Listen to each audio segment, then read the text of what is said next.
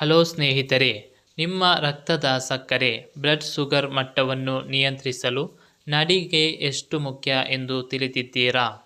ಮಧುಮೇಹ ರೋಗಿಗಳು ಪ್ರತಿದಿನ ಎಷ್ಟು ನಿಮಿಷ ನಡೆಯಬೇಕು?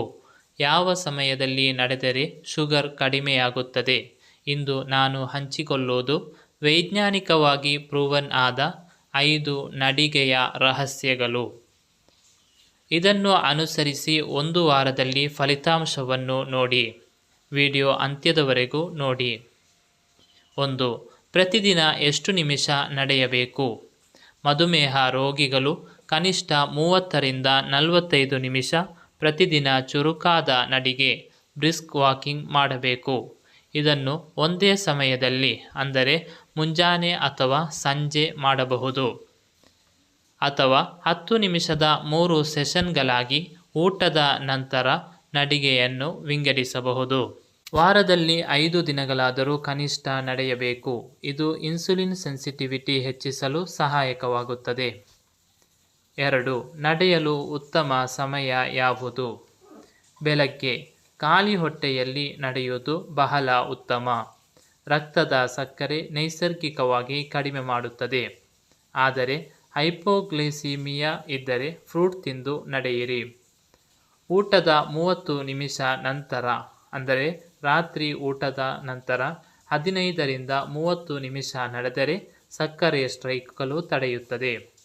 3. ಹೇಗೆ ನಡೆಯಬೇಕು? ಬೆನ್ನು ನೇರವಾಗಿ ಇರಿಸಿ, ಕೈಗಳನ್ನು ಸ್ವಿಂಗ್ ಮಾಡಿ. ಪಾದದ ಗುದ್ದಲಿ ಅಂದರೆ ಹೀಲ್ ಮೊದಲು ನೆಲದ ಮೇಲೆ ಇಡಿ, ನಂತರ ಬೆರಳುಗಳು. ಸಾಧ್ಯವಾದರೆ ಇಳಿಜಾರು ಅಥವಾ ಪರ್ವತ ಪ್ರದೇಶದಲ್ಲಿ ನಡೆಯಿರಿ. ಇದು ಹೆಚ್ಚು ಕ್ಯಾಲೋರಿ ಬರ್ನ್ ಮಾಡಲು ಸಹಾಯ ಮಾಡುತ್ತದೆ. 4. ನಡಿಗೆಯ ಜೊತೆಗೆ ಇವುಗಳನ್ನು ಮಾಡಿ. ನಡಿಗೆಗೆ ಮೊದಲು 1 ಗ್ಲಾಸ್ ನೀರು ಕುಡಿಯಿರಿ. ಡಿಹೈಡ್ರೇಷನ್ ತಡೆಗಟ್ಟಲು ಸಹಾಯಕವಾಗುತ್ತದೆ. 5 ನಿಮಿಷ ವಾರ್ಮ್ ಅಪ್ ಅಥವಾ ಕೂಲ್ ಡೌನ್ ಮಾಡಿ. ಗಾಯಗಳನ್ನು ತಪ್ಪಿಸಲು ಸಹಕಾರಿಯಾಗಿದೆ. ಸ್ಟೆಪ್ ಕೌಂಟರ್ ಅಥವಾ ಸ್ಮಾರ್ಟ್ ವಾಚ್ ಬಳಸಿ ದಿನಕ್ಕೆ 8,000 ದಿಂದ 10,000 ಹೆಜ್ಜೆಗಳ ಗುರಿಯನ್ನು ಮುಂದಿಡಿ. 5. ಎಚ್ಚರಿಕೆಗಳು ಮತ್ತು ವಿಶೇಷ ಸಲಹೆಗಳು.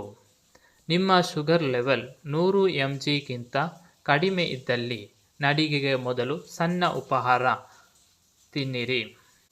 ನೋವು ಅಥವಾ ತಲೆ ತಿರುಗಿದಾಗ ನಡಿಗೆ ನಿಲ್ಲಿಸಿ. 100% ಕಾಲುಗಳಿಗೆ ಫಿಟ್ ಆದ ಸ್ಪೋರ್ಟ್ಸ್ ಶೂಸ್ ಧರಿಸಿ. ಇಲ್ಲದಿದ್ದರೆ ಪಾದದ ನರಗಳಿಗೆ ಹಾನಿಯಾಗುತ್ತದೆ.